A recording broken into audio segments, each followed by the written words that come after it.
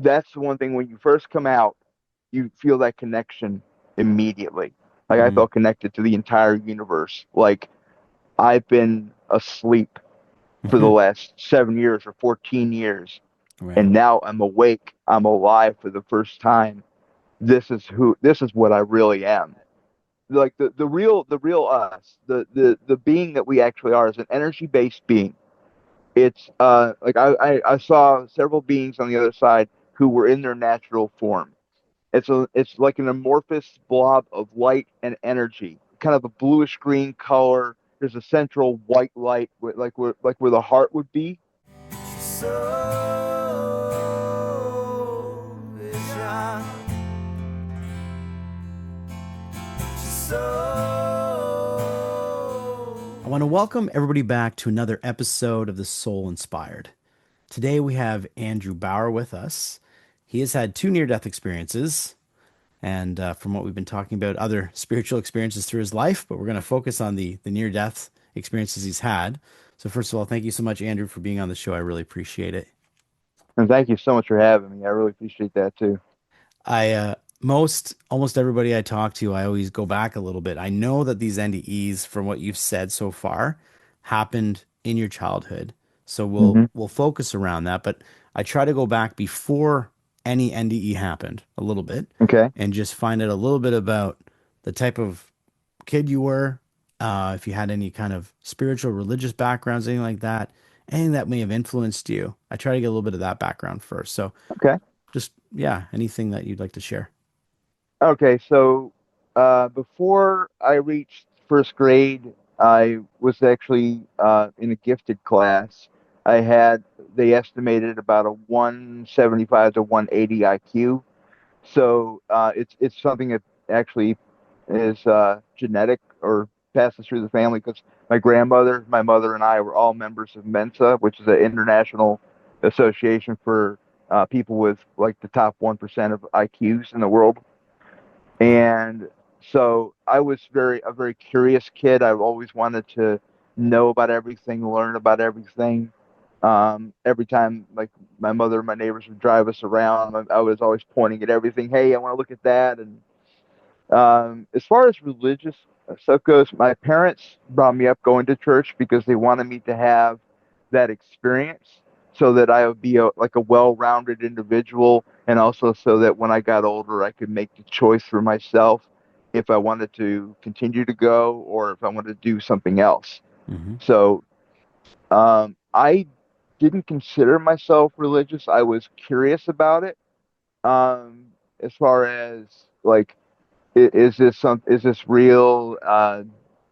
Is this for me? Where do I fit in with all of it? Um, but I always felt kind of out of place, if that makes sense, Hmm. where I was different than a lot of my friends. I actually got picked on a lot growing up. In fact, the period between my two near-death experiences was a really hard period for me. I was bullied every day for 9 years, including like right after the first near-death experience, all the way through past the second one. Wow.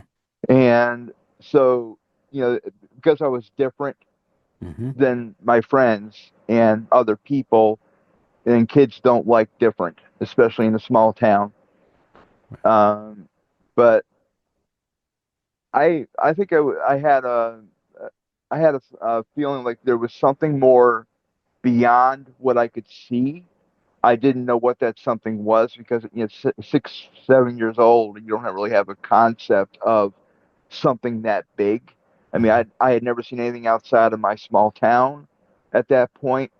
I had never seen even pictures of other countries or other states besides mine. So I had a very sheltered existence up to that point in my life, and so that kind of shaped my mindset. As far as like, I didn't know what I knew there was something else beyond me, but I didn't know what it was.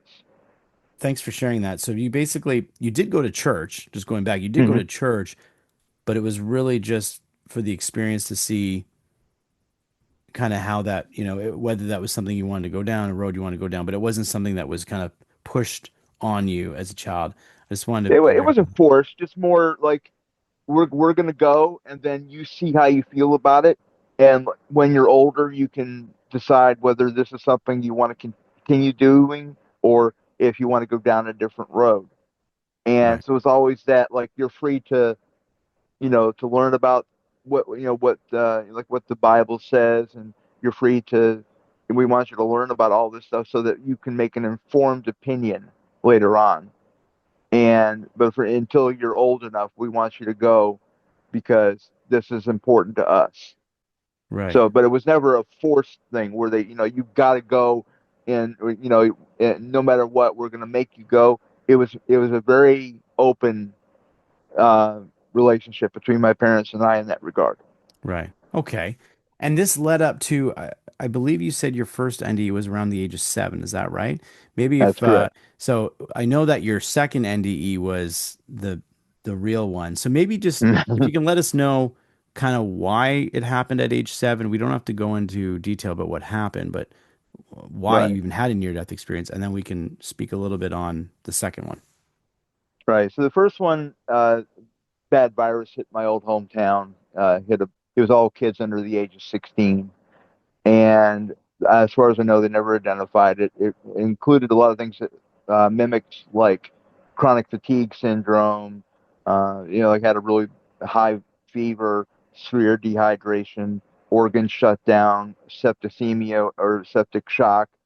So it was a lot of really bad things, and eventually, what ended up, I think they had 4 or 5 dozen kids in the hospital for at least 2 weeks, and of those, I think 8 died Wow. from the virus because of the dehydration and the organ shutdown. And of those 8, I was the only one who was able to come back, was resuscitated.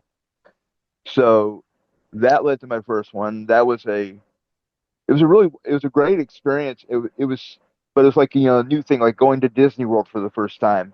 Everything's new and don't know what's going on. So the second one was more.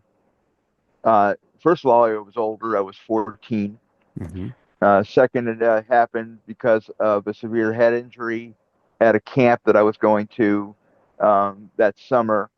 A kid who was a bully of mine actually was at the same camp, knocked me into a wall or kind of a low hanging ceiling that had 4x4 wood beams, and the corner of one of them caught me right in the brain stem. And by the time I hit the floor, I was already dead. It shut off my heart, lungs, everything. Wow. And so I was on the other side before I even knew it happened. And this time around, I'd had the first experience already, so I knew kind of what to expect. I was also twice as old, so I had more experience with the world. I knew a lot more stuff, and so the experience was more. I was able to manipulate it in a way where I understood what was going on, and I could make things do what I wanted them to do. Whereas the first time I was more reacting, I was more proactive in the second time around. Hmm. Quick question as before you get into detail about what the experience was like at 14, when it happened at 7, Hmm. and I know you were really young at that age, but Yeah.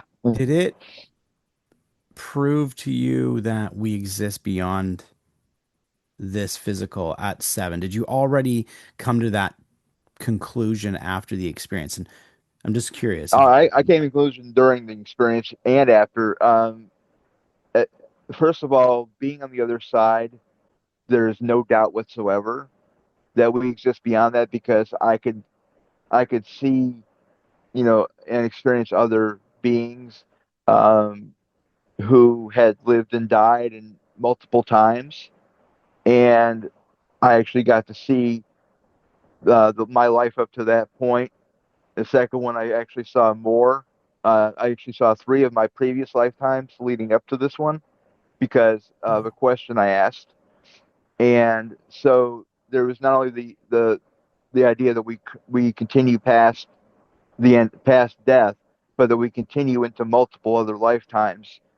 And so, plus, as far as the religious side, I actually consider myself spiritual versus religious.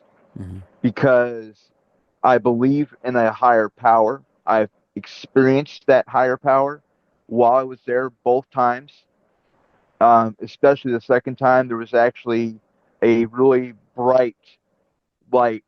After my life review, there was a certain area that I found myself in both times, and there was this light overhead, kind of almost like the sun, but I could tell that it wasn't just the sun. It was this alive energy, and it was spreading. It had like rays of light going in every direction, and every single one that touched me, I could feel it going through me, and it had an intelligence behind it that made it clear, that the one overwhelming feeling I had was unconditional love.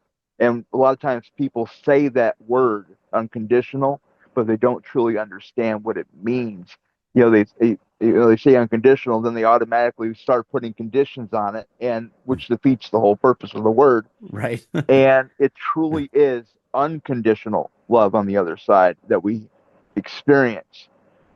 And so that being let me know right off the bat, just from the experience of being around it, and it was with me everywhere I went. Hmm. And like I was never alone, and it let me know that you're loved. You're always going to be loved. There's nothing you can do that will that will make you unloved. Um, that there's no punishment, there's no torture, there's none of the stuff because I had been taught a lot of stuff in Yeah. church as far as that goes, where Right. if you do bad things, bad stuff's going to happen to you when you die. And this being made it very clear that's not the case. That we have a life review where we get to experience not only what we did and said during our lifetime, but how that made other people around us feel. We Hmm. get to experience it from their perspective. And that's how it's like a teaching tool so that we understand how what we do and say affects other people.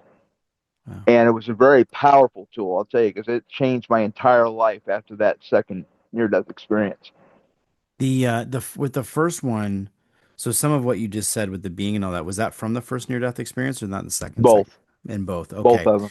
So it's all fascinating stuff. I mean, I want to dig in a little bit further. So what we're gonna do, let's kind of talk about the second one and Okay. bring us to the day or the moment it happened. Like where were you? What was going on? And any memory. I don't usually go this in depth, but I feel like there's a feeling I have about this that I need to do this. So when you're in that moment, right? So when this Hmm. moment happens, if you can give any detail of what it felt like when you were moving into that other existence outside of this. You're right. Okay, so like I said, the way it happened was that I was knocked backward into a beam with my brain stem.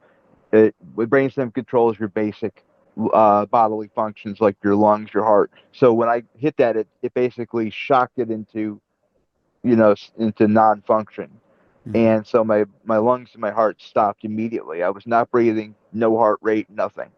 I was clinically dead the minute I hit the floor, and immediately I found myself out of my body, up in the corner of the room, um, and this was in like the top floor of a three-story, what used to be a barn that had been converted into living spaces and office space for this camp that I was at. And so I saw kids screaming, yelling at, trying to get help to come up to us. I saw the kid who knocked me back into the beam run because he was scared. Um, I saw there was one camp counselor who happened to know CPR, and so he immediately started doing the compressions, doing the breaths, and I saw somebody else downstairs calling for the ambulance, and unfortunately, it took the ambulance 4.5 minutes to get to where I was at because they had to not only get to where we were, but also come up 3 flights of stairs because we were on the top level, and then they had to put me on a gurney, and while they're doing chest compressions and breaths, carry me down 3 flights of stairs to the ambulance and then drive to the hospital. I was dead a total of 7.5 minutes by the time they resuscitated or they got my heart rate going again. And that was on the way to the hospital. So I saw, like, I was in the back corner of the ambulance, same way I was in the room. It was always that perspective on both of them where I was detached from the situation. I was above and behind it. And so I was able to see things from a perspective that I couldn't have otherwise seen, which actually comes into play because, like the first time I saw a doctor who wasn't part of my normal care team, who had Mhm. a bald spot on the back of his head that he used a comb over method to cover. Okay. And I was able to see that from my perspective, but he was standing at the foot of my bed giving orders to the other people who were working on me. So even if I had been awake and my eyes were open, laying in bed, I couldn't have seen it from that perspective because it was on the opposite side of his head from me. So Mm, the only way I could have seen it was from the perspective I was in. right. So things like that And were interesting later. you were able to confirm that later at any time, or Hmm. did you that he had Yeah, that? I asked the nurse. I asked the nurse. I described the doctor, and she said, "Oh, that's the guy who was the head of the Code Blue team. They came in to resuscitate you, or in her words, bring you back to life." And she had him actually come in, and he said, "Are you sure you saw me?"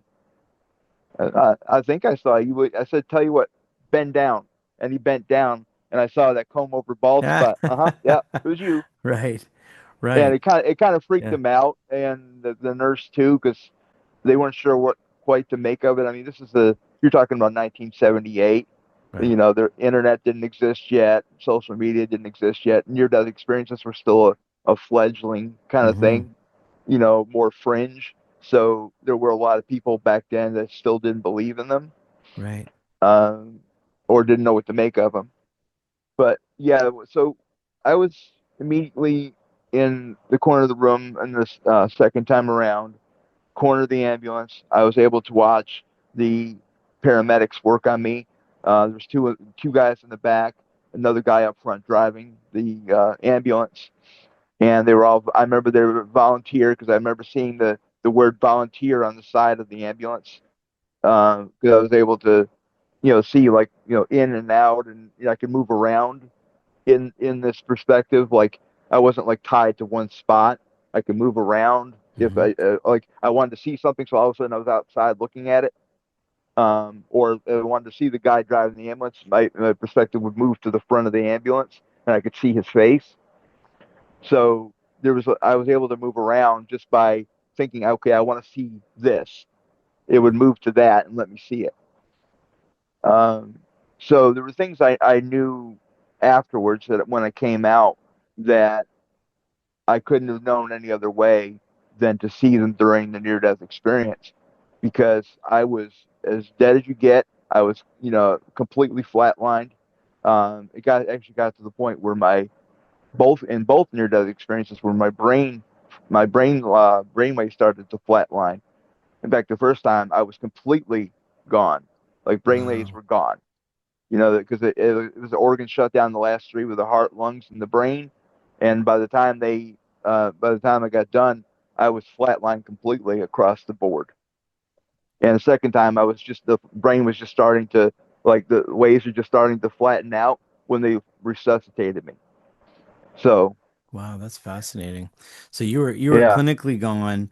You were having the experience. Still, the experience you're speaking of right now is still in this. You're not in this physical, but you were still aware of this physical life, like your physical life, and you're yes, seeing that. So nothing.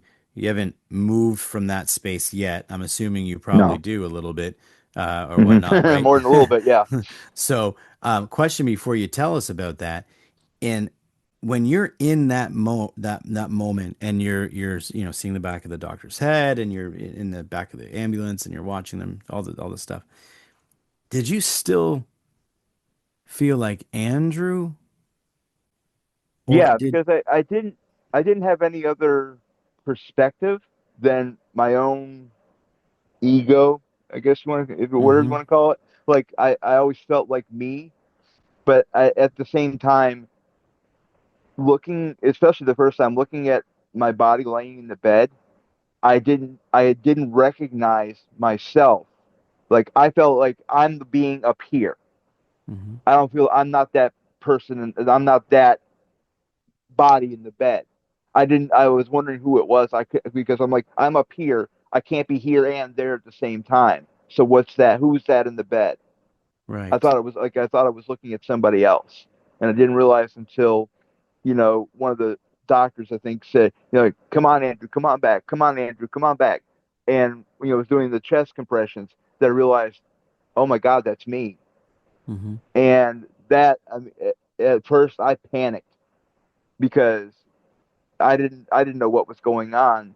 Hmm. Um, but yeah, the second time it was more immediate, where like I was able to see things, but then the transition was a lot smoother, Hmm. and I knew what was going to happen before it happened. So there wasn't the freaking out. Plus, I was older and more capable of handling things. Right. But you were aware of it because you had experienced somewhat similar. And Hmm. the last thing I would say is, so the me, the you that you were aware of right now, you and I are having this conversation, this awareness of you talking to me through this and us having this conversation, is it similar? Does it feel, is it still you? Like, is that, because now It, you're in this body, does it still yeah, feel the same? This is where I'm no, it trying. does not feel the same at all, Okay. and because like when I'm in the body, I can feel my arms, I can feel my legs, I can feel, I sense my thoughts. I have self awareness of me inside the body. So Hmm. like there's a different sensation in the body when you're out of the body. You feel like, I don't know how to describe it. I felt like a genie let out of the bottle. Like Mm, the body is so small, it's so constricting.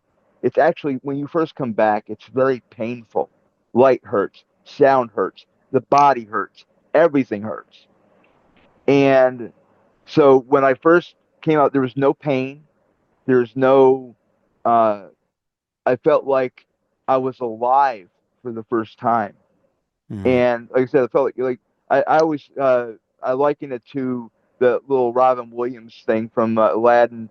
You know, phenomenal cosmic power, itty bitty living space. That itty Yeah. bitty living space is our body, Hmm. and so it's when you're let out of the body, when you're let out of that bottle, you feel like this giant expansive being that can be as big or small as it wants to be. You can do whatever you want to do. You feel unlimited. Immediately, you feel unlimited.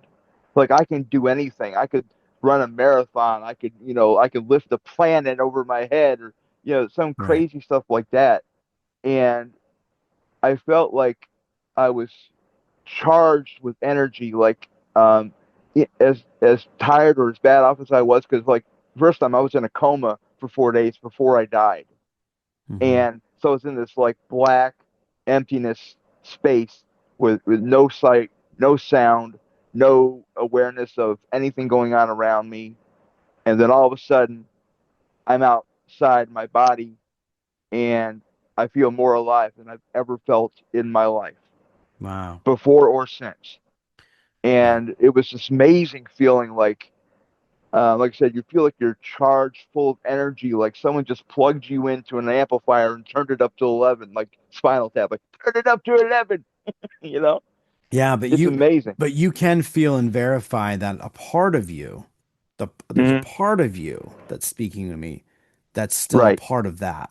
Like there, what it wasn't what I'm trying to get at. I'm trying to, I don't know why I'm going this road with you. I'm trying to understand if here you are now, and when you cross, you become something completely different. Like there's nothing left of you. I guess I'm asking that because a lot of us want to think that part of us is always going to be intact, right? Even if it's in this small body. Like, Well, yeah, the whole thing is like the body, if you want to think of it, the best way to think of it, the body is a suit of clothes. You, mhm, you put a suit of clothes on when you go out for the day. And when you get home, you take that suit of clothes off and you're back to yourself. right, So the body is just a housing that, like the real us, the being that we actually are, is an energy based being. It's like I saw several beings on the other side. who were in their natural form. It's like an amorphous blob of light and energy, Mm-hmm. um, kind of a bluish green color. There's a central white light, like where the heart would be, Mm-hmm. that basically shoots light out, into the all corners of the form. Um, but the there's that part that is really us, and Mm-hmm. that is what connects to the body. And then we use the body because in order to exist in and manipulate um, and experience the physical universe, we have to be in a physical body. But Right. when we go to the other side, that's our natural environment. We're naturally energy based. So is that realm. We don't need the body anymore. And we return to our natural form. And so all we do is just disconnect. We take that suit of clothes off and Mm-hmm. go back to our natural form. But Wow. that part is always us. Okay. And like when we're in the body, most of us are not aware of that fact. Like we think of ourselves as an individual, separated being. Not, I'm here, you're there. This Mm-hmm. person over here is over there, and we're not connected. But in the greatest way, all of us are connected, and that's the first thing that pretty much everybody I've ever talked to about near-death experiences learns on the other side is how connected all of us really are. Mm. And so that's the one thing when you first come out, you feel that connection immediately. Like I Mm. felt connected to the entire universe. Like I've been asleep for the Mm-hmm. last 7 years or 14 years, Right. and now I'm awake. I'm alive for the first time. This is what I really am. Wow. And like the body for me was just a separate little thing in the corner, and I didn't even like I said, I didn't even recognize it the first time as being me until Mm-hmm. someone said my name. Mm-hmm. So like that for me, when I'm out of the body, never felt like it was me. It felt like it was a thing that I used. Right. Like the pair of clothing that you left on your bed Yeah. after you've used it. Right. No, I love the way you described it. Really, really in depth. This is really fascinating. Let's kind of get into from the experience story side of what happened, right? Right. So you had all this experience where you were kind of hovering around and watching things happen. When Hmm. did things shift? And maybe bring us through some overview of what you witnessed and what you went through. Okay. So while I was out of the body in the corner, I felt like the first time it freaked me out. The second time I knew it was coming. I felt a voice in my head, telepathic voice, and it was a very calming voice. I've actually described it as sing-songy, if that make like it almost felt like singing and talking at the same time. It was very melodic, Hmm. very calming voice where I felt immediately at ease. And this voice told me that that you are okay. You don't need to panic. Uh, you are dead at the moment, but that doesn't mean that you stop living. That you're going to be fine. And eventually, once I had seen enough on this side, being kind of made it clear, like we need to move on. You have things you need to do. And Hmm. so they drew me out through, like I remember going out through like the corner of the top corner of the room. I could see the outside of the hospital. Like the first time, I could see the outside of the ambulance. The second time, remember going up over the town. I could see like my first time I saw my hometown from, I don't know, several thousand feet up, and it was the first time I'd ever had that kind of perspective. I'd never been higher than 3 stories above the ground in my life, and Right. all of a sudden I'm like, it felt like it was like being in an airplane that's going straight up, Mm. and you just like like the town is like getting smaller and smaller and smaller, and then all of a sudden everything just goes blank for just a hot second, and then I open my eyes, or the sensation of opening my eyes because I'm not in a body anymore, and I was lying on a type of bed in a room that it was like the way that things work is everything is malleable, everything's made of energy, so they can create. I call it like the room of requirement, like Harry Potter, where the room takes on whatever. features it needs to based on what the beings using it need. Like, if you need it to be just a bed where you can acclimate to the other side, it creates this comfortable room, where you can, where it's, very calming energy around you, and you can acclimate to being on the other side. Other times it might be, life review area where you find, you get to see what happened in your previous life or your current life or whatever the case might be. So Hmm. it changes based on the need, and it's intuitive in that way where everything's telepathic. So everything on that side reacts to our telepathic orders, for want of a better word, our telepathic, uh, whatever we want. Something, the energy around us will coalesce to create what we need in that moment. Hmm. So, like, you can create everything from, a room with a bed to, like, after my life reviews, I was able to create my own little pocket universe where I found myself, and I did it purely by instinct. Like, I wasn't thinking about this place, especially the first time. I'd never even heard of the place I was in. Found out later it was Switzerland, and it was a place I'd lived 3 lifetimes ago. Oh, But I wow. found myself in the same place both times, and it was like I was surrounded by mountains on both sides, and big deep valley below me, beautiful field of wildflowers all around me with every color in the rainbow.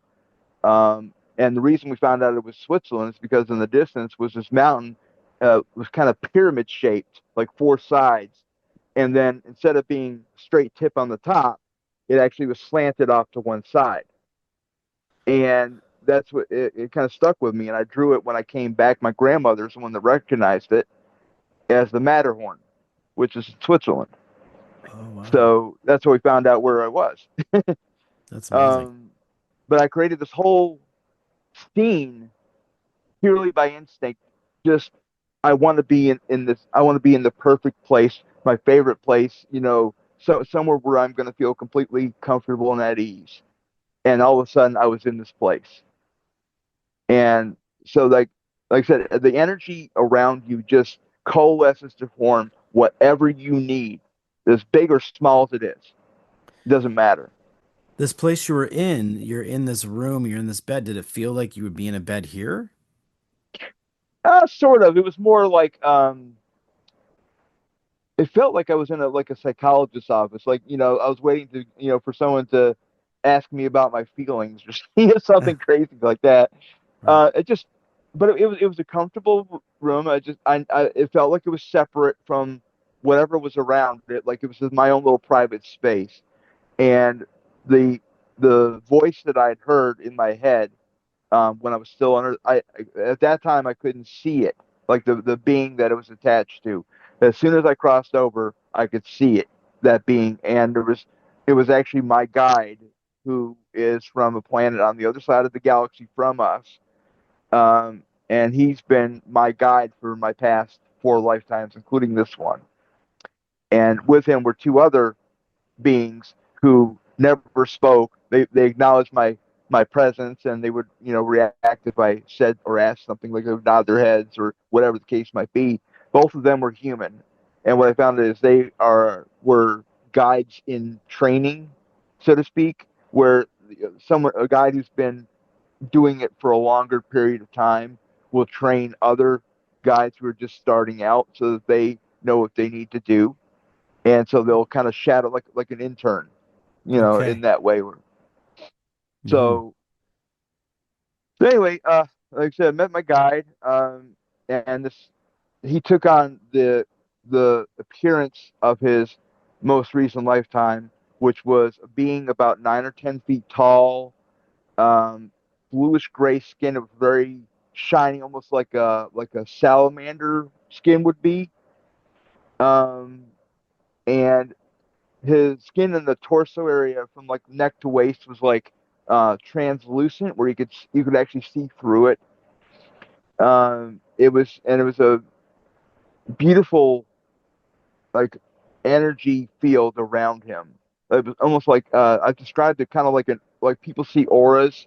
It was Hmm. like an aura It was blue with a tinge of purple on the outside that surrounded him completely, and it gave off this very calming energy to me where I immediately relaxed. I felt like I was going to be okay. I was somewhere I didn't know where I was, but I'm okay. I'm not gonna, like the world is not ending. Mm, I'm fine. I'm not actually. I mean, I'm dead. I'm out of the body, but I'm not gonna end. Just all of a sudden disappear. right. So So you, it so was. you Oh, go at ahead. that point, did you feel like you knew that your existence would continue? Oh, You absolutely. knew that this is who you truly were, that there was no end, that Yeah. it's Like, that this is your energy as, body. as soon as as soon as I came out of the body, as soon as I was on the other side, immediately I felt connected to all the other beings around me, to the energy around me, and there's this. I don't know how to put it. There's a universal, absolute knowledge that all of us on the other side have the ability to tap into in any way we need to or want to, and we are able to automatically know things. Like you normally, if I wanted to learn how to use this phone, for instance, I would have to like read the instructions, figure out how to use this, figure out how to use that. On the Mhm. other side, it's automatic. You know automatically how to do whatever it is you need to do Hmm. or want to do. So they call it universal knowledge. So you automatically know everything, the stuff that you forget when you come into the body, when you enter the physical universe. That stuff you forget because that's how you are able to fully invest in each lifetime. Because if you knew what you know on the other side, it would be like this constant burden that you're carrying around with you of things like I don't need to learn this because I already know it kind of Mhm. Right. mentality. So Yep. we have to forget it in order to truly, fully experience lifetime here. Wow. But Yep. that's like as soon as we go to the other side, we're immediately connected right back to that. So it's like unplugging it, replugging, So you've kind of kind like. of answered a question I was going to ask later on, but you've already answered it there because one question I ask a lot of NDErs or just people in general who've had experiences is the idea of why we have this amnesia, right? So we come into the body, right? I just had a baby just 3 weeks ago, right? And I look at her and Hmm. I think, you know, did you just get amnesia? Like, did you know what I mean? Because you just came here and you're thinking, so in the same sense where you came out of your body and you had this idea of plugging back into this Right. vast network of who you really were when you come into the human body or whichever, Yeah. incarnation Like you normally do. when you're born, you come in because like when you first come in, you're not conscious in the way that like we're self-aware. We know we're a person. When you're a baby, you don't have that level of knowledge. You're just Hmm. more reactionary. Right. So it takes a while for that to Yes. settle in, and that's when your brain is developing, your body's developing, and like when you get to about, I want to say, it depends on the person, anywhere from like 1 to 3 years old is where that kind of solidifies, Hmm. and you've fully forgotten because you notice like children when they're very young, they don't have the same views of life and people that we have as adults. Like there's no racism, there's no hatred, there's no they love everybody, they want to hug everybody. There's an innocence to them Hmm. that they bring from the other side that you kind of lose it over time as you grow. Right. So So it's kind of a slow forgetting. It's a right. slow amnesia. And It's I like believe it's that like too. okay, Just, I'm yeah. away from that, and it's just kind of like the more you're in this world, the more it Hmm. kind of like fades into the background, and you just kind Right. of like after a while you just don't even remember having it. Right. That's probably why when some people I talk to who've had NDEs and spiritual experiences, the ones that actually can, there's a few that I've talked to that actually remember being 1 years old in a Right. playpen and having really bizarre experiences compared to what they have now, like things that they started to remember, and you go, oh, it's because they hadn't probably completely turn that faucet off, right? So at some Right. point we kind of turn it right off and we're glued in, we're hardwired in. And then Yeah, once like your hard this once you like you fully connect, like you connect through the like the sternum area. That's where your energy based being first connects, and then it has tendrils that connect to every other part of the body, the brain, the limbs, so that you can control, move around, think, Mhm. everything that you have to do as a human being in this universe. Right. And so it takes a while for that to solidify. And so as the more it gets, the more it solidifies, the more that you're fully in this world, in this universe, and out of that one, the more, the more detached you become from that knowledge, from that experience, like knowing that you're a connected being and that you have that universal knowledge and everything that you know on the other side. You lose that bit by bit. So it's just like a slow forgetting. Mm-hmm. That's amazing. I like the way you're describing it. It makes perfect sense. So you find yourself in this room, you see your spirit guide or your, whoever's been Yeah, with just you a these guide. past a guide. I call him my space brother because he and I are like we're as close as like brother like any brother could be in this world. Like Mhm. he and I are so connected to each other and so in tune that like I call him my brother, but it's on a level that I've Mm. never experienced with any person on in this world. Right. And I'm sure that we have that over there. I'm sure we have these soul Hmm. groups and things, right? This is why Oh, some people absolutely. There are connect. soul groups. And I do believe that's why certain people connect different with different people. Like there's sometimes you just Yeah. like, wow, this is a very different connection. As much as you love everyone, there's some people that you're just like, whoa, there's been, Well, the soul yeah. groups are actually like anywhere from like usually 3 to 6 beings that will incarnate together, and they what they do is they they go into experience different dynamics. Like one time they might be family, second next time they might be co-workers and bosses. Next time after that they might be rivals. Mhm. They might be just a group of friends. So they try to explore all the relationship and interpersonal dynamics that we can experience as human beings as a group. Right. And they just, each time's a different dynamic. And then they wait till everybody's back on the other side. Then they plan out what they want to do the next life around, and then they all come back and incarnate again as long as they're together as a group. And I was actually part of one for, whew, I want to say close to 2,000 years at one point. Wow. Before these last 4 lifetimes that I've lived on Earth, I actually lived on 3 other planets in our galaxy. I know where 2 of them are. I don't remember where the third one is because it's the furthest one back. But um, during while I was on those 3 planets, I was part of a soul group of 5 that incarnated together and experienced those different dynamics kind of the same way that they do here. And did you learn all So this from your afterlife experience? Is that where all this kind of came from? Like, because, I'm wondering if because you have a knowingness of you when you say that, right? Like, yeah, and did that, my guide actually told me about it. okay, so this is what happens next, right? So, Well, um, it was like that, and also my life review. I had a separate life review my second time around where I actually got to fully experience the last 3 lifetimes because I asked a certain question. mhm.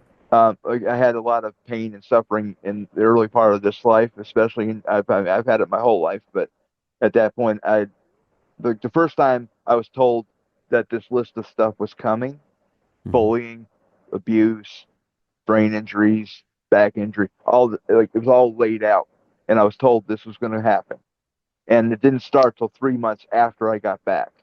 Wow. So I've had since then I've had all of them happen in order except for the last one.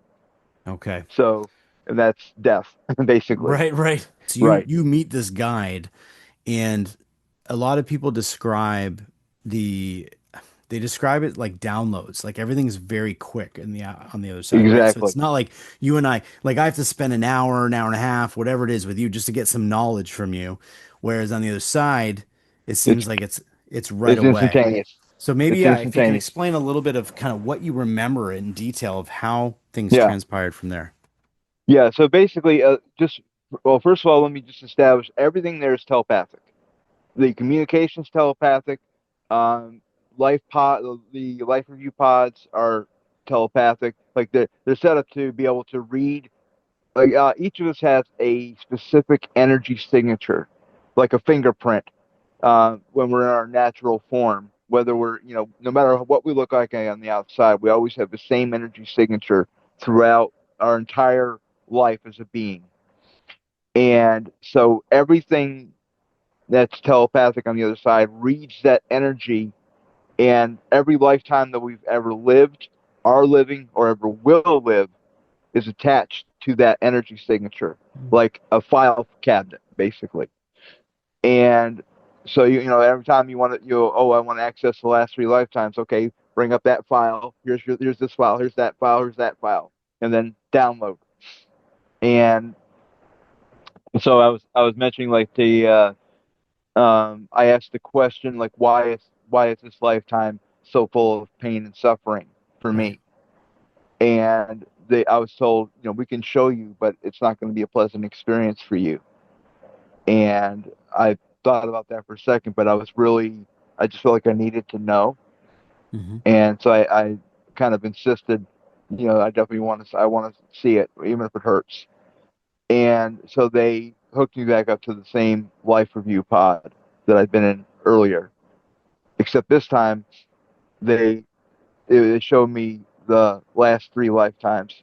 And the reason why was because the third one back was like my perfect lifetime where I followed my path in that life to the T. I did everything I was supposed to do and then some.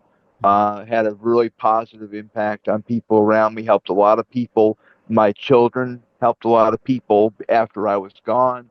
I was a natural healer. My wife was a natural healer, but in different aspects. And so we kind of combined our knowledge and Mm. helped a lot of people in the communities around us. And then our children actually created the first hospital in that area in the, I want to say, late 1700s, early 1800s. And eventually it was replaced by a more modern facility. But they banded together and created this central hospital where people could go to get the type of care that they couldn't receive in their communities. So that was like my perfect life. That's why uh, the place I go after my life reviews is always that same area in Switzerland where I used to live Mm. because it's like my home. For me, that's my being's home, not like my home Right. in this particular lifetime. That's my Hmm. permanent home. And then the next lifetime was exactly the opposite.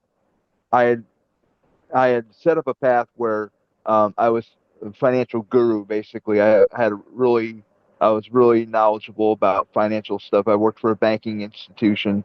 I knew about back then. It was just starting to get into the New York Stock Exchange. Had just been formed like a couple decades earlier, and so I knew how the stock exchange worked, even though it was brand new. Um, I picked up things right away. It was like more like mentally, I was more like I am in this life where I was gifted from a very early age, and people recognized that and kind of uh, took me under their wing and kind of guided me along to become like their protege. And so my original path was to use that knowledge to help people get home loans where they would have a home they could pass through generations of their family, get loans to get them out from underneath financial debt, um, learn how to work the stock market so that they could, make a little money for themselves or their families. Just everything financially. I wanted to help people financially, and unfortunately, I let my greed and ego take over. Mm. And I used it. What I ended up doing was I embezzled a whole bunch of money from this institution. If that was not the worst part, that was the simple part. The worst part was I set up loans where the interest rate would jump up after a certain period of time where people couldn't pay their loans and ended up in like at the time there was still a thing called debtors prisons, which eventually were outlawed in 1833, but we're talking about like the 1820s. So it Right. was still a thing, and it was for people who couldn't pay their debts, and so they were sent to these special debtors prisons for Wow. that reason.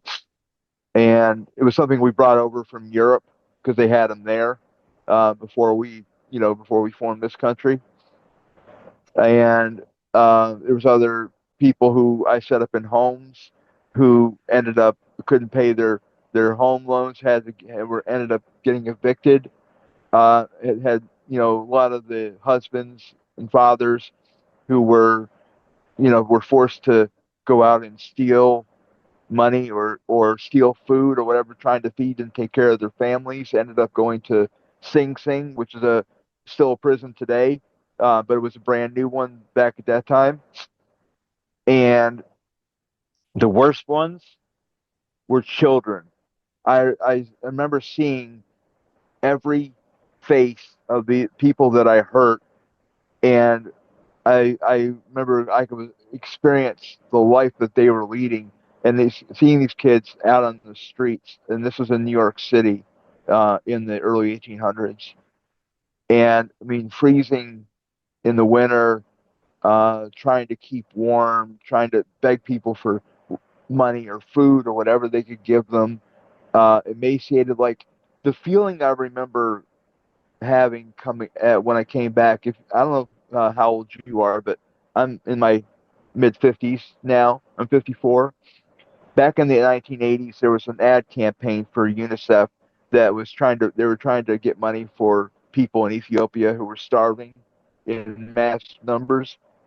And so they would show these kids with these distended bellies from, the gas that had built up from lack of food and lack of Mm, care, who were so weak they couldn't even swat the flies away from their mouths and their eyes. It was just like this really emotionally impactful campaign that anybody from who was alive during that decade will remember very vividly. hmm. And it was like that for me, but on a scale 100 times worse, Wow. where I was actually these kids starving on the street, begging, freezing in the winter and dying in large numbers. And it got to the point where I was screaming out, "Please make this stop! I don't want to see anymore. I can't take this anymore." And the same voice from my guide came into my head and said, "You asked to see this. This cannot be stopped. You have to follow it through till it finishes." And by the time I got done, I was the what I had seen, what I experienced, it broke me in ways that I cannot even describe in words. I I felt like I was the biggest piece of excrement on the planet. I felt like I had destroyed so many lives. I mean, if you told me that I was Hitler, I would have said, "Oh, hey, he's better than I was," because I felt that low. If hell had been a real place, and that's if you want to delve into that, we can, because from my experience, it's not a real place. Hmm. If hell had been a real place, I would have gladly thrown myself into it Mm, willingly because I was that broken. And even to this day, I mean, I remember I described it to somebody else, and just in the middle of describing it, broke down and cried because I mean, even now, 40 years later, it's still affecting me. yeah. So yeah, so that seeing that and um, like my last life before this one was a short one. I only lived 17 years, and the reason why I originally was supposed to have a longer life, but what I did is I was trying to make up for that one, and so I thought, well, I'll just end my life early. I'll catch a disease and I'll die, and me dying will just make up for it all. Mm, And when I got back to the other side, I realized nothing had changed, not a thing. right. And I was despondent, like I have to fix this, but I don't know how. And there's actually an area on the other side where beings who think that they need to be punished or don't think they deserve the light and unconditional love that is everywhere on the other side will segregate themselves temporarily away from other beings, and it's a very dark, dreary, um, miserable place. And a lot of times people see that and think that's hell, but it's actually not because it's very temporary. They're always surrounded and kind of pumped love and an understanding and solace from beings around them. Hmm. And eventually they realize that this that being in this place is not helping them. It's not fixing anything. And so they'll learn that and kind of choose to come out. It's always a choice. You choose to go in, you choose to come out. Right. And I was on my way into that place because I felt like I'm out of options. I don't know what else to do. And thank God, my guide stopped me, Mm. and he told me, he'd already seen what I'd done with my previous life, and he knew what I was trying to do. And he just looked at me and he said, "Stop. This will not help you. It won't help them." He said, "If this is all selfish and self-serving. This is not about fixing what you did. It's about making yourself feel better. And that is not what you need to do right now." And I said, "Well, tell me, what do I need to do? I'll do anything." And he said, "In order to fix this, it's a mix of karma and the soul crying out for balance, Hmm. to balance itself out." And he said the only way to do that is to live what's called a life of atonement. And what that means is you incarnate in a body, and you have to experience pain and suffering at the level that you once inflicted on others in that previous life. Wow. And and it's not just to feel pain and suffering. Like, you can't just, self-flagellate and you're fixed. Right. It's more than that. You have to experience the pain and suffering so that you understand what they went through at your hands. And also, you have to turn that pain, instead of using it like some people, when they are in pain or they're suffering or they're abused or bullied, they'll continue that cycle by hurting other people. And that's what got me into trouble in the first place, was hurting other people deliberately. So I needed to not only experience the pain and suffering, but then convert it into sympathy, empathy, and compassion for other beings. So it was a um, like a two-pronged purpose. Hmm. You had to experience the pain, but you had to convert it into something positive. You had to end that cycle with you. What this is the cycle you created. You have to end it. Right. And this is why then, so you're This is saying why this life is like it this is. this is why you've lived the life you have up until this Yeah, point. Obviously, you're learning and advancing through it. But yeah. this is why you incarnated and went through some of the difficulties that you've had to have in this current life And that I'm you have. still having. Yeah, Okay. like I've like I said, experienced bullying for 9 years when I was a kid. I went through 15 years of abuse from my mother, 17 more from my brother. After that, I've dealt with severe back pain, 17 brain injuries, um, broken bones. I mean, you name it. I've been through the whole Wow. line, and then ended up with my last job deliberately injured me for 6 years. Messed up the shoulder that I've had a problem with, my low back, both knees, and my entire cervical spine. Had two major surgeries in 4 years. Second one caused post-surgical complications that ended Hmm. up making me permanently disabled. That's where I'm at now. So I've been disabled for the past 6.5 years. I'm in pain every single day. I'm never without it, even with the medications I'm on.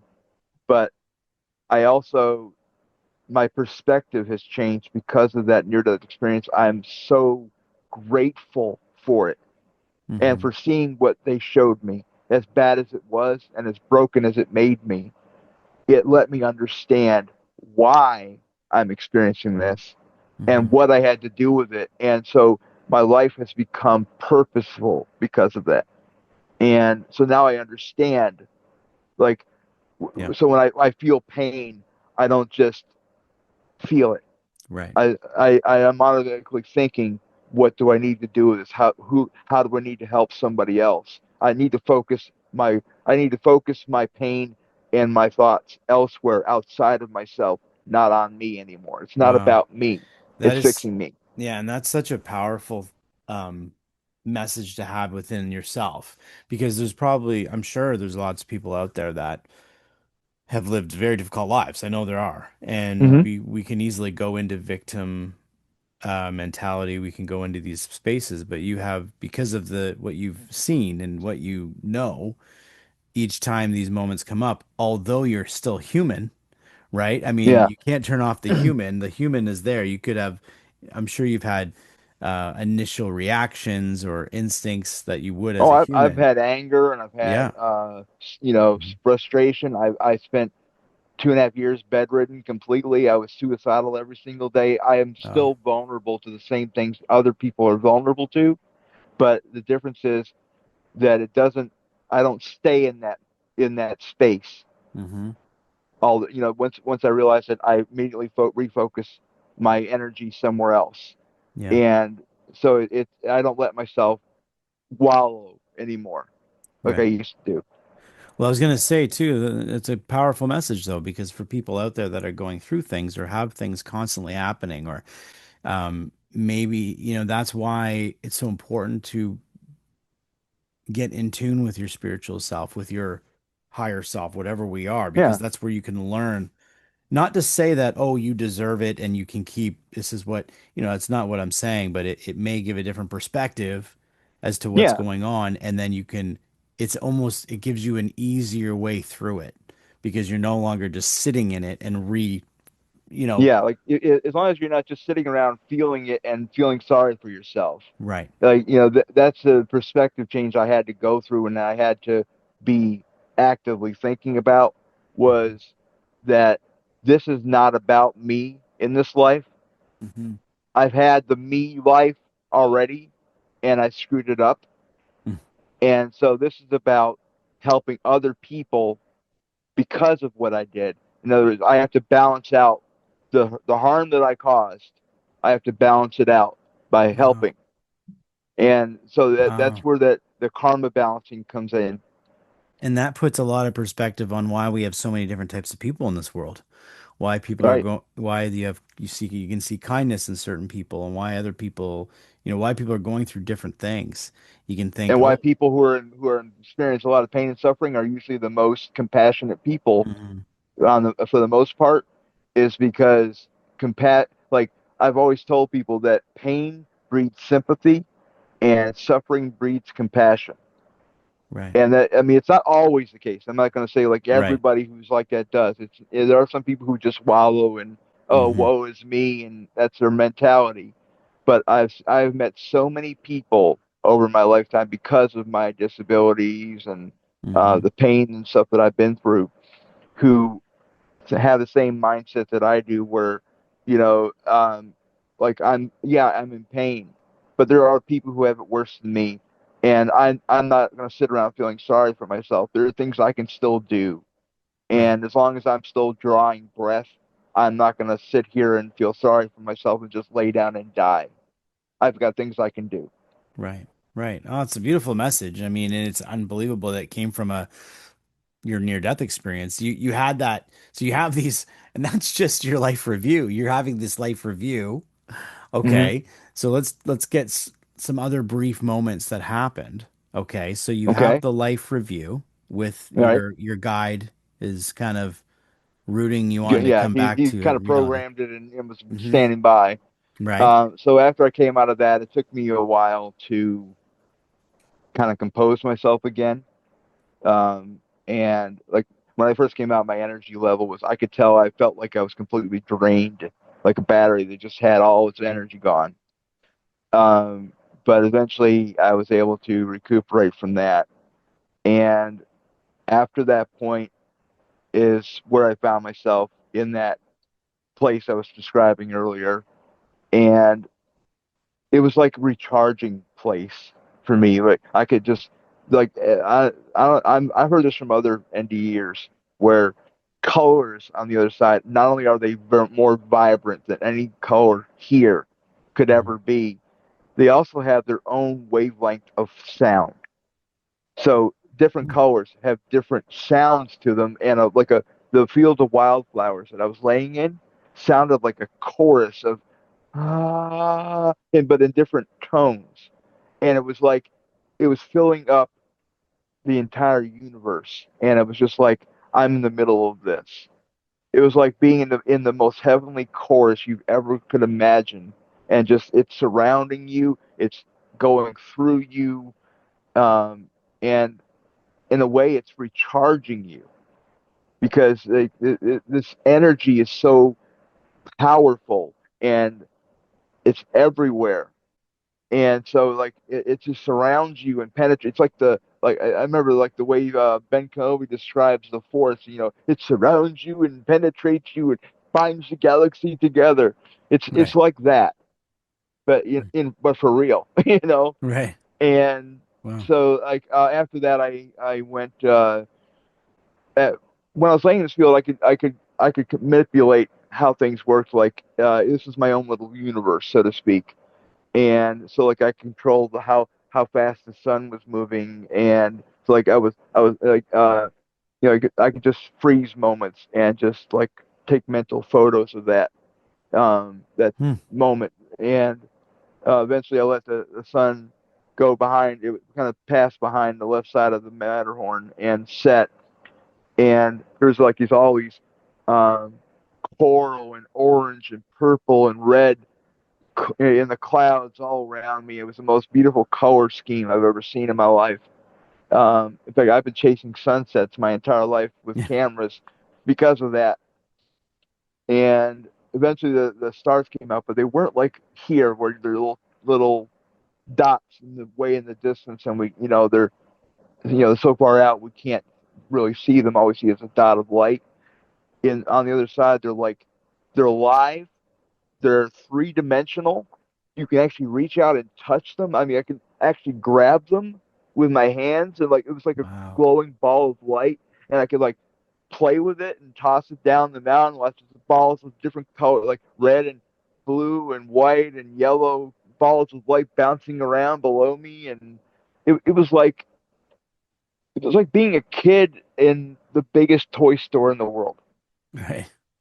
And I mean, I never wanted to leave this place. I felt so alive and so connected. And like my entire life since then has been about nature. Like I do scenic photography. I collect stones. I collect shells. Hmm. Everything about my interest is about the world around me, nature, connecting to the universe, and I've had that ever since that near death experience. And as soon as the stars came out and I was playing around with them, I remember thinking, I feel a home out there. I want to be out there with them. I wish I could be out there. And next Okay. thing I was. Oh, wow. I mean, first time I went out, I was that the video, the scene you used to see me behind me before I switched it before we started with Right. like the Earth from space. That's where I was the first time around. Hmm. Because like I said, I didn't know much outside of my hometown, so I didn't really want to delve too. I didn't want to venture too far from home, so I only kind of looked around the solar system a little bit. Hmm. But the second time, I'd seen Cosmos with Carl Sagan, which came out the year after my first near-death experience. I was obsessed with space and nebula and Mm. stars and galaxies, and I wanted to see it. And I mean, I as soon as I was out in space, I was like, yes, and I took off. Right. And I explored most of the Milky Way. And as far as like the time on the other side, like I said, the second one was a decade worth of time that I experienced on the other side. Half of that was just in space. That tells you how obsessed I was with it. I spent the whole 5 years like exploring the entire galaxy. I saw a whole bunch of planets. I could tell that were either had intelligent life on them or had recently had them on them. And I actually encountered multiple different species.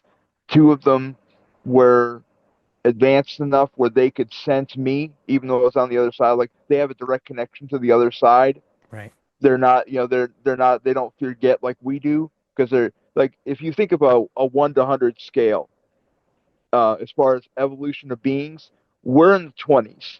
Mm. As far as like we're barely out of the caves. We Hmm. don't have telepathy for the most part. We don't, unless you've had a near death experience, you don't really have a connection to the other side. The more advanced beings, when you get like 50, 60, 70 on that same scale, there's a direct connection to the other side. A lot of them don't even need physical bodies to exist in this universe anymore. Right. And so these two species I ran across were able to see me, interact with me, telepathically communicate with me. Both of them wanted me to know their history, where they came from, how they ended up where they were.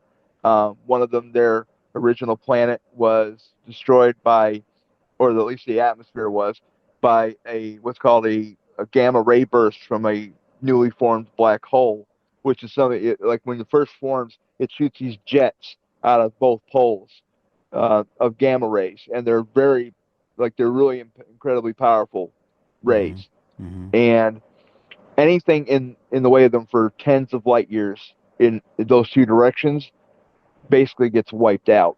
So if one were to hit Earth, it would strip our atmosphere instantaneously. It would probably destroy our the magnetic field that protects us from the solar winds, and it just basically wiped their planet out. Wow. But they knew it was coming with enough time to get their species off planet, and they had the ability to do that. Mm. The other one lost their planet to their star going supernova. It was a larger red giant star, and the larger a star is, the more mass it has. When it finally like runs through its nuclear fuel and collapses, uh, one of three things happens: either it turns into a white dwarf, which is what's going to happen to our sun when it runs out of fuel. The next group up goes supernova, and they just explode. And that's whenever you see a nebula, that's where a star that went supernova used to be. And then the largest, the most massive stars become black holes. Mm. So like the greater the mass, the more gravity, because the gravity is what takes the outer layers and collapses them down to the core.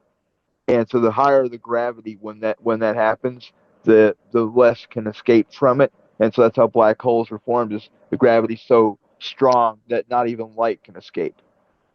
Wow. So And you so were anyway, but communicating this, with these species that were able to communicate with you because they're more in tune with it. I've said that on multiple episodes. I talk to people, and this is after we've discussed the NDE. We talk about, I'll go, oh, I'm going to go woo woo. We're going to talk about ET. And they're like, that's not, they're like, some of them are like, no, that's not woo woo. I mean, it depends on how they see it. Um, yeah, I think it depends on whether or not you experience other beings. I definitely did. Like my right. guide is from another planet. The being that was inside my grandmother was from another planet. Hmm. I saw other planets. So like, Right. I think I, it's I kind had that of whole silly. experience. I've always said it's so silly that we all believe this is it. This is the only, Hmm. I mean, you look out there, and I mean, and then that comes from the other side, right? Like that's being formed from the other side. So it's right. I would assume Yeah. like What do you mean formed? is like space and planets and everything that is part of the physical, right? That's the physical because Yeah, the physical universe is where the stars, the planets, and right. galaxies and all that are. Hmm. Um, and then the life forms, intelligent life forms is where the beings from the other side is where they go to inhabit, and that's how they are able to experience this Right. universe. And, like those two realms are so that we can have different kinds of experiences, because Hmm. there's things we can do on the other side we can't do here, and vice versa. Right. Right. Like you can't experience physical sensations. sex, pain, suffering, um, but also, you know, um, sunlight on your face, eating a great meal, things like that. You can't experience on the other side because you don't have a body. Right. You know, you Right. have a here you have a tongue and Hmm. nose. You can smell things, you can touch things. So there's a whole different type of experience here versus there. Yeah. Yeah, no, that's fascinating. So you spend half of that time exploring the universe. Yeah, You or at probably least our galaxy anyway. I didn't go that right. past that, Yeah. but yeah, the other one, the other species I ran into, the one their planet got wiped out by the star going supernova. Um, I don't know why, but I didn't pay attention to. I saw the beings, but I didn't really pay attention to what they looked like. I was more interested in what they were telling me and showing me telepathically. But eventually, this the being that I was speaking to was telling me like the way their species exists is they reproduce asexually. They only have one parent, and it could be male or female. The child can be either male or female. It doesn't matter. Both of them have the ability to um, create genetic material and have it form into an offspring that grows and eventually comes is born through the same kind of Wow. typical process like we are. It's born. It's not like an egg or something like that. Um, but they only have one parent, and so my this being's parent was more traditional, believed, connecting to the planet that they had moved to, which was full of these giant tree systems that grew in like a corkscrew shape and were like miles tall. It was like something out of the movie Avatar, I was like gonna these say giant Avatar. trees. Yeah. Yeah. It was just like that, but all like the whole planet, all these trees were connected. So it was like this one giant organism made of trees and plants, and they were able to tap into that, where Wow. they learned how to by through evolution, because they've been there for I don't know how many tens of millions of years at this point. Um, but anyway, the what he told me is that his father or his parent wanted him to stay on the planet with him, but he had always had his eyes on the stars. He wanted to go into space. That's why he and I are so connected to Mm, each other. We both right. have that need to explore, to go beyond what we can see, to see what's out there. Right. And he couldn't resist that urge, and so he and his father basically had a falling out. He went with his friends out into space, and they started out by just they had a giant Dyson sphere. I don't know if you're familiar with what those are. It's like a construct that can either be a series of satellites or an actual physical sphere. And usually the idea is that they would be built around a dying star to gather the energy of that star in a way where there's no waste and that Hmm. the energy could be used for the planets that are in that system for longer than they would normally be able to while the star's dying. Mm, And so they were led to this system by, because like I said, they're directly connected to the other side. They were led to this system where this Dyson sphere was, except this one wasn't just built around the star. It was built around the entire inner solar system. Four planets and the star were all within the confines of the sphere, which is like basically if you can imagine the orbit of Jupiter, that's how big this thing was. wow. So you're talking about billion miles in diameter, so a couple billion miles totally. And so they had these little jump ships where they would have two or three beings to a ship, and they would basically flit around the different areas of the sphere to maintain it and keep it in operating order. And so that's what he and his friends started out doing while they were waiting for an interstellar ship to jump onto to go explore like they wanted to do. Mm-hmm. But while he was doing this, he found out that his parent had a very bad fall from a very high up in the tree system that he was living in, and died and Mm. went to the other side. And that was about the time that I had my third life back, when the one in Switzerland, and he somehow ran across me or saw me or whatever, and kind of wondered what kind of being I was. And so through his fascination by watching my life, he decided he wanted to become my guide. Wow. And so that's where he's been for the past, like I said, 4 lifetimes, including this one. He's as close as any brother could be, and much closer than any brother I've ever known. Um, we share everything. We have a direct connection. We're very, we're like in so many ways. It's like being twins. Mm-hmm. So Wow. yeah, I can tell just by speaking with you about your near-death experience that it's very in depth. It's very in depth. You could probably write a series, not just a book. You could probably write a series yeah. I always just told from somebody what if I'm I ever getting. wrote it down in a book form, I would fill up a bookcase with what I learned just in that second near-death experience. Right. And I'm definitely feeling that. And I have a just a series of questions for you, if that's Sure. okay. Because I mean, I'm assuming this continues to go on until you come back and all this, but I, one of the things that comes up a lot, right? I mean, there are people out there who truly believe that when people have these experiences, that it is part of the dying brain, right? Right. That it's some sort of uh, release from your pineal gland, gives you this great, I don't know, rush Yeah, like of it's chemical. It's basically just a chemicals. chemical reaction to them. Right, right.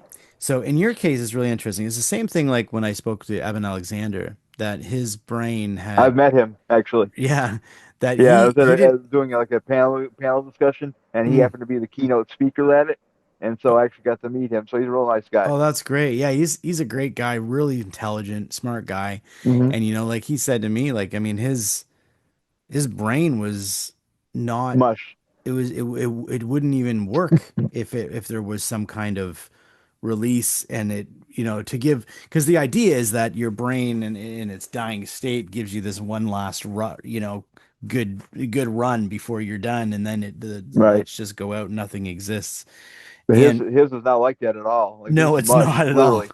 And You his know. brain was gone, I mean, for all intents and purposes. And the same thing with you. I mean, if you really think about the way you died in that second one, I mean, you had a severe brain injury, right? Like a severe, like it. Yeah, like I said, shock is a direct impact to the brain stem, and I was dead before I hit the floor. Heart, lungs were both shut off. Mhm. Brain was mostly gone by the time they resuscitated me. But I mean, I was as dead as you could be Mhm. without, like I was on the last little tiny bit of brain activity, and um, like I have no memory of that period at all. I had to find out everything secondhand after I came back. But yeah, it was definitely not just brain chemicals and a Right. last second effort. It was not like that at all. And from someone who would state that to you, let's say, I'm just putting it in, you know, um, I'm just saying, I'm But not like a saying that hypothetical. Yeah. hypothetical, and and they were to say to you, well, that's what I believe is going on, and did you even feel like, did it feel real? Like, did it feel Oh, as real it as was you and more I real right than now? anything here.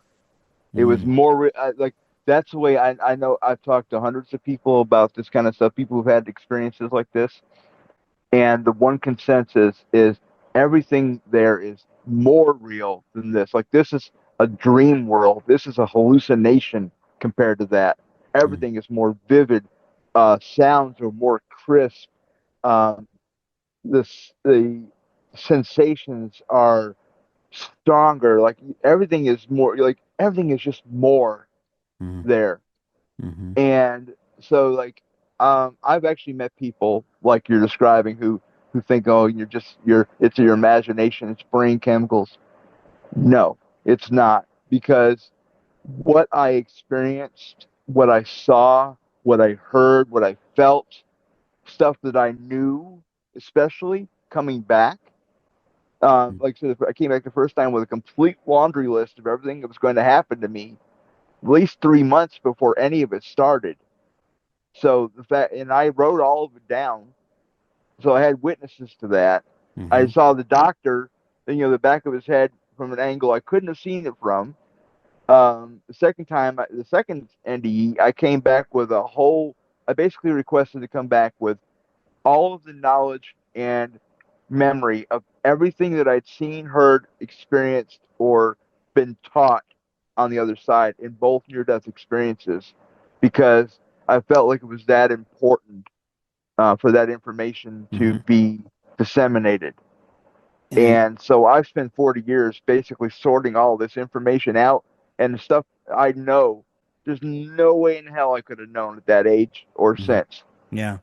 No And, way. and I think also just touching on what you just said about being able to come back with the knowledge of it, and you look at, I say this all the time. Sometimes I sound like a broken record, but I need to keep replaying this for people that you and I are Right. having in 2025, July 31st, we're sitting here and having this conversation. And 50 years ago, that didn't happen. 100 years ago, um, what probably would have happened to us. My point is, 100 years is not Yeah. a long time. It's not a long Right. time. And when you talk about It's, you it's a going and single having this, lifetime for a lot of people. right, but it's in the actual like idea of human beings, it's very quick, right?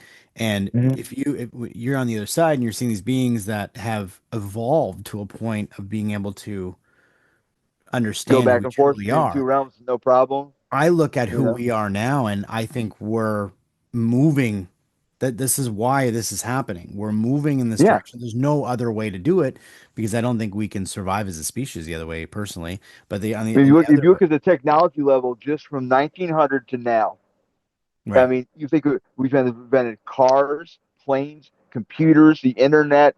All this stuff has come in just the last 125 years. right, right, So, and that's, all that, million years or whatever before that. It took all that time to get to 1900, and then just 125 years to get all this technological development. right, right. So you imagine where the next 125 years is Well, going to and do. that's what I was gonna say. Do you feel like things are kind of ramping up? Because I feel it. I feel like if you look I at the don't just way feel it, I know it. you feel like you look at like the disclosure that's going on, all these different like it's very confusing, but at the same time Mhm. it's still activity. It's still things coming out. And Yeah. we're seeing things changing and I don't if you know it, like do you have any Well, put it this way, remember I told you I was on this other side for 10 years. 5 of that was spent exploring the galaxy. Guess what the other 5 were spent doing? Learning about how the universe works and where humanity's going. That's the two Mhm. things I spent 5 years learning about. And when I Wow. say learning about, I got every single details laid out like a storyboard on a movie, every single bit of it. And so I know for a fact it's going to get worse before it gets better, because it Mhm. has to. Mhm. Because in order for things to change, the people who are currently controlling things, the same people keep coming around. It might be different beings, but at the same time, it's the same things keep happening. Mhm. Um, they're they're still entrenched in that mindset where I, I I need to hoard all this money and power and control to me. And so the choices that they're making, the things that they're doing are not affecting them or their loved ones yet. So we have to get to the point where that is happening, so that in order to get to that point, things have to get worse. It Mhm. just has to. Right. But once we hit, it's like a drug addict. Once you hit rock bottom, there's no other way to go but up. Right. And once we start going up, we go up fast. Yeah. And I'm Yeah. talking about in a couple hundred years, we are going to move from where we are now as a species to knowing that we are fully interconnected. We start to do things differently. Instead of acting out of individual needs and wants, it's going to be more of a societal need and want, where we're doing things to help everyone, not just I'm in it for me. Right. Yeah. And so that happens within a couple hundred years, really Yeah, quick. I believe that too, and I think we're in the thick of some big changes. I even feel it within a couple of years. Not, I'm not saying we're. I just mean we're not going to become what you're saying within a couple hundred years, like Yeah. within a few years. But I do think there's going to be some. Oh yeah, there's definitely things happening like like really quick and little bits here and there that are leading Yeah, in that direction. that's right, and things that will make the questioning period of who we really are kind of go away. And I think that that will eventually happen. I don't know when, but Hmm. I do feel that. I don't know what that means. Also, just through talking to so many people, a lot of people throw, for some reason, people are throwing out the date, 2027 is a big year. And that keeps coming up. And then there's some other things that, you hear, and it could be really just us falling at that point. Cause you're right. Like you're watching it, right? People are Yeah. struggling more than they ever have. I'm always an optimist, so I'm always like, it's the same thing, but you're right. To see the light, you got to be in the dark, right? And that's from Right. a general You got to sense, understand we what in order got to to get there, understand what the light is, you have to be in the dark and right? see it. But I also think that I truly believe I've said this many times too, having young children myself, that if I see my little ones doing something silly that I think they might hurt themselves with, I might, if it's not going to really hurt them, I might let them learn their lesson. But if I think something's Hmm. really going to hurt them, I step in. Now, I'm not saying Right. anyone is going to step in and guide us, but There are I some that are do, actually doing it now. yeah, right. That's what I'm kind of trying to lead without saying it. So, Yeah, I actually that's one of the things I learned on the other side is that there are at least a dozen different species right now that have been watching us for probably about 400 or 500 years, and mm, they're here not just for us, but for the Earth as well, because water is one of the basic elements of life in the universe, and it's a rare and precious resource. So they're here to protect the water as much as they are to protect us. mm, And so if they have to, they'll protect it from us because the water to them is just as important as intelligent life. mm, Intelligent life is a dime a dozen. Water is not. So, right. but these are species that have been doing this for, in some cases, hundreds of millions or even billions of years, where they will telepathically guide a species from the sidelines where you won't actively know that they're doing it, but they're influencing events to guide in a certain direction to head in that general Mm, upward direction. right. So they're already doing that. Wow. Yeah, and that's kind of what I was feeling. I could spend a long time with you. And maybe there is a second part to this series, right? I'd love to have you back if we can figure out another time to speak. Yeah, And absolutely. this has been eye-opening. I'm going to ask you the way I ask everyone, and you've answered it so well already. But we're going to try to like put it together a little bit here and say Okay. the main thing I always say to people is if we're living this life and there's the difficulties that we face in this life and the things we all go through. But then there's the other side, and the other side is this wonderful experience that so many talk about. What Mhm. is our main reason why we would come down and do this if it's, Someone just asked me that yesterday, yeah, actually, and I've actually thought a lot about that, and I put it to them the same way I'm going to put it to you. We come here because on the other side, like I said, I've already said this once, where there are a lot of experiences we can't have on the other side because we don't have a body, a physical interaction with the world and universe around us. So there's things we can't sense, things we can't do, we can't experience. So we come here for that, but also to experience type of every type of experience that there could be. Like, um, you can choose to be a man or a woman, live to be old, die young, be disabled, be perfectly healthy, happy, miserable, pain or healthy.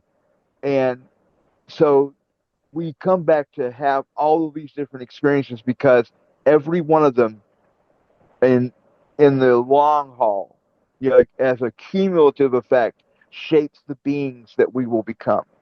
Mm. And we can only do that here. If you ask, say, an evolutionary biologist, you're like, how do human beings develop? How do we evolve? They'll tell you we can only evolve in response to adversity. Mm. We have to have something pushing back against us, something that makes us want to overcome an obstacle, something that makes us want to go further than we thought we could do. And those things can only happen here. The other side, everything's easy. It's instantaneous. Communication's instantaneous. Teleportation's instantaneous.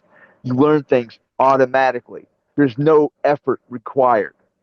So we come here because here is like the old west, or the people that are going in the wagon trains going out west and they don't know what they're going to, but they're brave enough to try and see what Right. happens. And that's kind of what we come here for, is to explore what we can become as beings. Mm. And so Yeah. we can only do that here. No, and I love that. And I would even piggyback on that a little bit and think about what you told me earlier, and that, you had this rough past life, Hmm. and now you're dealing with this life with certain things. And I would think that in doing all these things, there's some kind of evolutionary spiritual growth going on because you're having Yeah, it's a these, karmic balance thing. You're like right. you're constantly, you have bad lives, good lives, lives where you follow your path, other ones you don't, and it's okay. There's nothing wrong with any of that. As Mhm. bad as your life might be, as good as life might be, it doesn't matter. You're eventually going to get where you're meant to go. Mhm. It's the only question is how long it takes you. Right. Right. And Yeah. that's where free will comes in. That's where you get to decide how much pain, how many experiences do I want to have? How many lifetimes do I want to go through before I reach the point I want to be at? Hmm. And we can have a million of them if we want, or we can do it in one if we want. It's Yeah. up to us. No, it's amazing. Do you have any ways people can find more of your information? Do you have a channel or anything, or any social media, or you I kind of just stay kind I'm of on private? Facebook.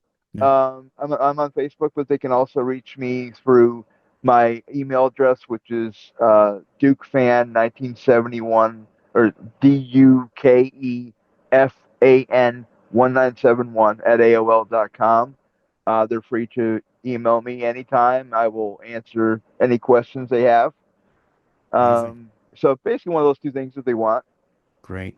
That's great. Thank you so much, Andrew. This has been amazing. I beyond what I expected, if I'm being honest. I say this a lot, but this is why I don't dig into people's stuff before I talk to them. That's just the way I Right. work. I always say it's kind of like the songwriter in me, because that's what I do, and it's everything has to come very natural and on the spot. Yeah. Otherwise, I get kind of like more. It doesn't make much sense to me. It almost Yeah. You don't feels you don't want to you don't want to force it. no. It It just like any. it just happens. It happens naturally. That's right. That's right. And I've loved that. I've enjoyed talking to you. I always reach out to the audience, to the soul inspired audience, to say please like and share and subscribe. This is a big one. This one had a lot of pieces to some puzzles that I'm still now questioning. Maybe we can get more information from Andrew later. But if you liked the Yeah. episode, definitely share it. And I really do appreciate you coming on, Andrew. And if y'all want me back, I'll be back. That's awesome. Thank you so much. So